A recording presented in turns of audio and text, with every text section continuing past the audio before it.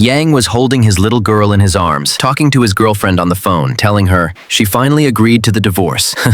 I'll come to you in a bit. Meng Meng called out to Yang and said, as we agreed before, the car and house are yours, but the child stays with me. Yang grabbed the house file and car keys and said, fine, I'll just take what's mine. Then, angrily, what are you still standing here for? Take your kid. As Yang turned to leave, Meng Meng stopped him and said, think carefully. If you walk away today, even if you come back on your knees begging, I'll never come back to you. Yang laughed and mocked her. Funny, right? Even if you cry and beg, I still won't come back. Bye-bye. As he walked away, his daughter called from behind, Daddy, Daddy! But Meng Meng held her tight and hushed her. A little later, Yang opened the door and said, Baby, I'm back. Look what I've got. Xiao Mi, surprised, said, Wow, he really gave you the house and the car? Yang, yeah, Xiao Mi. Perfect. Now all of this is mine, Yang softly said. You decide what to do with the house. Xiao Mi thought for a moment and said, don't you think we should sell it? We can rent a place and the money from selling it will keep us living comfortably for years. Yang smiled.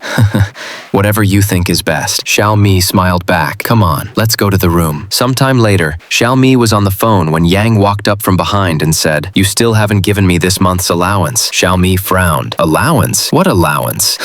Oh, you mean the money from selling the house? That's long gone. Yang shocked. What? But you said you were rich. Xiao Mi smirked. Rich? If I was rich, would I even look at you?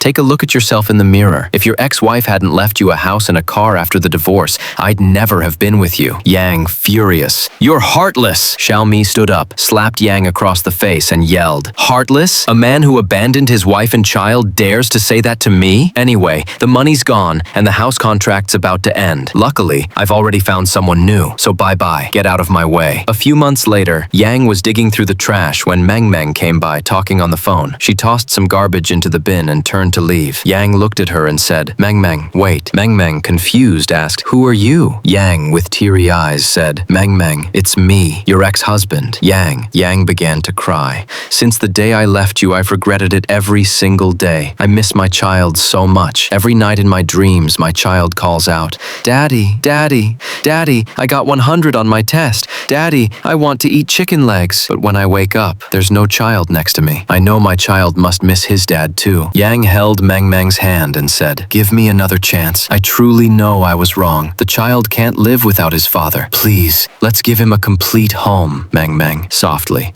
We should give the child a complete home. If you really understand your mistake, I'll give you this chance. At the end, Meng Meng has a question for you. I met my husband again after a long time. He hurt me deeply in the past, but I truly believe he's changed and admitted his mistakes. Do you think giving him another chance is the right decision? Our future is in your hands.